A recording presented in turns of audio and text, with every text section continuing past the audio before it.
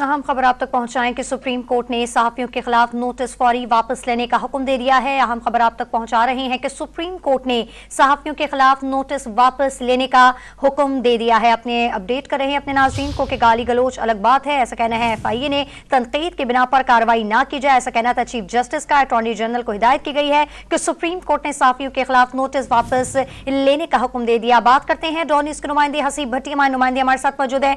हसीब भट्टी, अब तक क्या पेशरफ सामने आई है, आगाह कीजिएगा।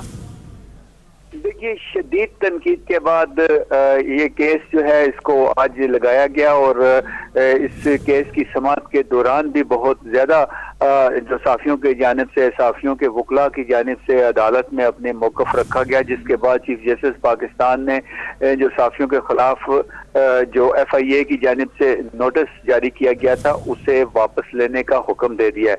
और इसके साथ ही जनरल से मुकालमा करते हुए उन्होंने इंतहाई आम रिमार्क्स दिए। उनका कहना था चीफ जस्टिस पाकिस्तान का कि तनकीद रोकने के सख्त खिलाफ हूँ, आज़ादी आइन में है, मेरा मजाक भी उड़ाएं।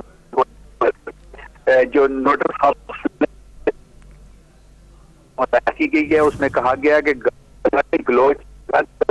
ये ने तनकीद की बिना तो कार्रवाई की है, उस कार्रवाई की है वो उसके ऊपर जो है वो मौक़िफ़ रहेगा।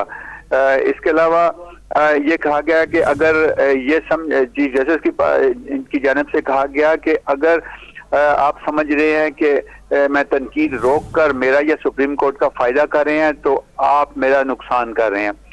जिन सहाफियों के खिलाफ तनकीद पर नोटिस जारी हुए उन्हें फौरी वापस लिया जाए। सहाफी अगर अदालती फैसलों पर तनकीद करते हैं तो करें, लेकिन किसी को तशद्दुद पर उकसाने या दीगर इंतशार फैलाने का मामला अलग बात है। चीफ जस्टिस ने मजीद कहा कि किसी भी सहाफी या आम आवाम को भी तनकीद करने से नहीं रोक सकते। जी, सुप्रीम कोर्ट ने सहाफियों के खिलाफ नोटिस फौरी वापस लेने का हुक्म दे दिया। तफसील बता रहे थे हसीब भट्टी, आपका बहुत शुक्रिया।